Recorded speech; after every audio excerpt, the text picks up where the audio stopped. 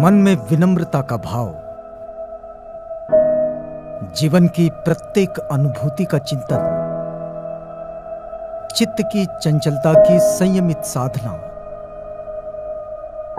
जीवन के अनित्यता की समझ निब्बाण के रास्ते खोल देती है। आज की बात।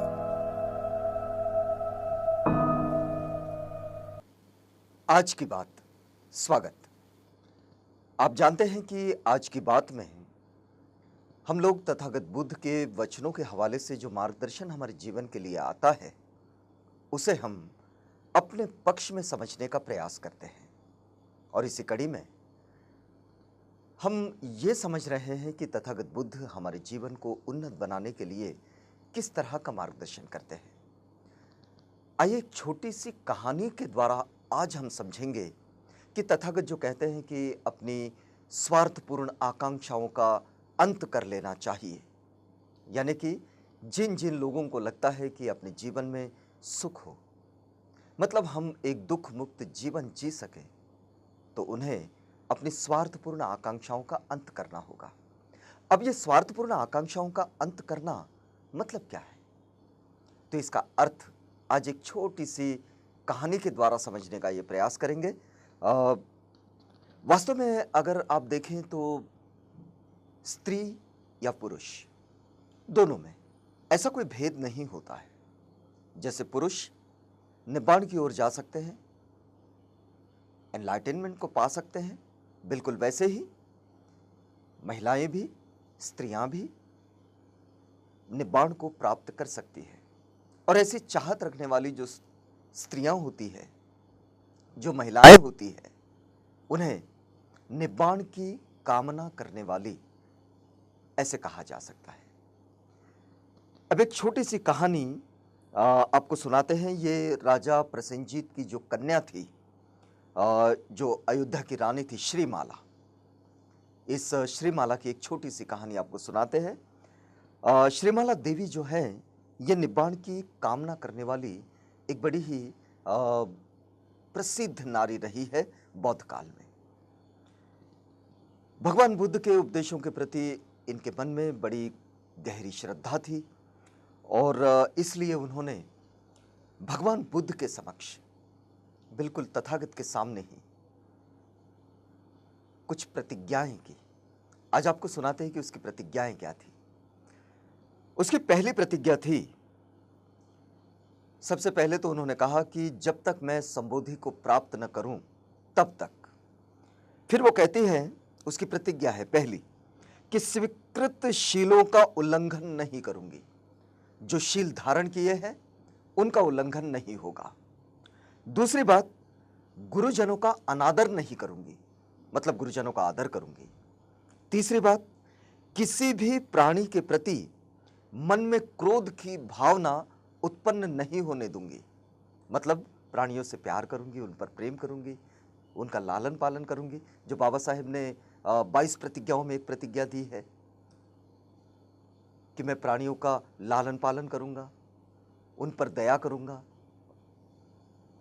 चौथी बात, दूसरों के रूप या आकार और उनकी संपत्ति के प्रति ईर्ष्या नहीं करूंगी। यह बड़ी महत्वपूर्ण बात है। बहुत सारे लोगों को इस बात का बड़ा रंज होता है कि अन्य लोग उनसे ज़्यादा स्वरूप दिखते हैं, लेकिन हर एक अपने आप में स्वरूप होता है। तो किसी के रूप के प्रति, किसी की संपत्ति के प्रति या फिर किसी के आकार के प्रति, किसी के भी प्रति ईर्ष्या नहीं करूंगी। पांचवी बात उनकी प्रतिज्ञा में थी कि हृदय के संबंध में भी और वस्तुओं के बारे में भी कभी कंजूसी नहीं करूंगी। अपने हृदय को हमेशा खोल कर रखें, उसे प्रेम और मैत्री की भावनाओं से ओतप्रोत होने दें। फिर छठवीं बात, 6 नंबर पर वो कहती है कि मैं अपने लिए संपत्ति का संचय नहीं करूंगी, अपितु उसका उपयोग गरीबों की सेवा करके उन्हें सुखी बनाने के लिए करूंगी। देखिए, अपने लिए संपत्ति का संग्रहण नहीं करूंगी, लेकिन संपत्ति जो है उसे औरों के जीवन को बेहतर बनाने के लिए करूंगी। फिर उसके बाद दान देना, प्रिय वचन बोलना, परोपकारी आचरण करना और दूसरे के प्रति परिस्थिति का ख्याल करके सोचना आदि करते हुए भी ये सब मैं अपने खातिर नहीं करूंगी। औरों के प्रति सेवा का भाव तो होगा, औरों के प्रति सहयोग और मदद का भाव तो होगा, लेकिन वो अपने लिए नहीं होगा, स्वयं के लिए नहीं होगा। बहुत सारे लोगों को इस बात का बड़ा ये होता है कि मैंने इसे फला मदद किया, मैंने उसे वो किया, मैंने उसे वो दिया। ये मैंने को बड़ा जोर देकर समझाते रहते हैं।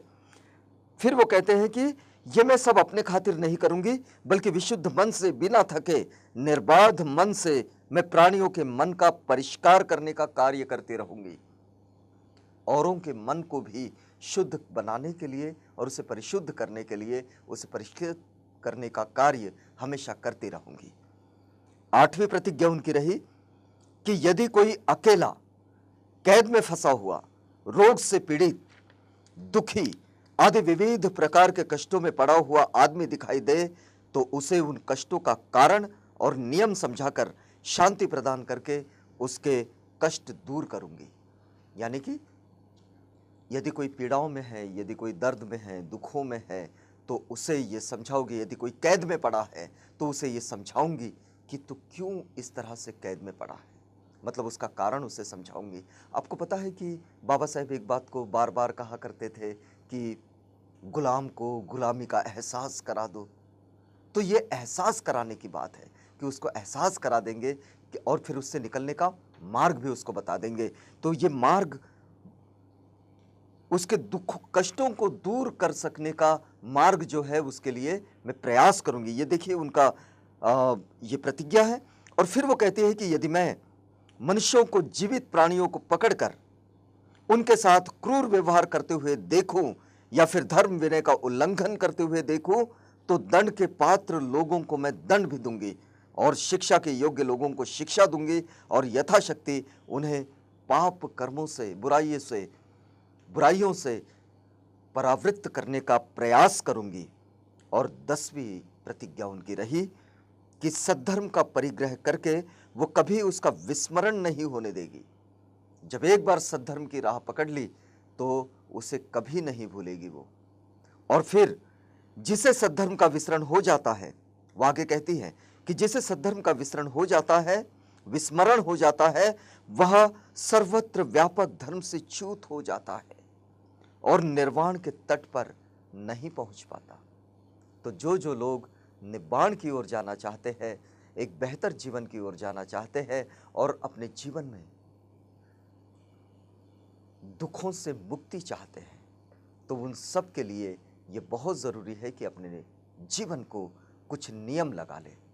और वो नियम परोपकार के हों, वो नियम औरों के, उनके जीवन के प्रति, उनके उद्दिष्टों के प्रति और उनकी जिम्मेदारियों के प्रति सचेत करने के लिए हो। और फिर उन्हें इस तरह परिष्कृत करने का कार्य करें कि वे अपने दुखों से मुक्त हो सके।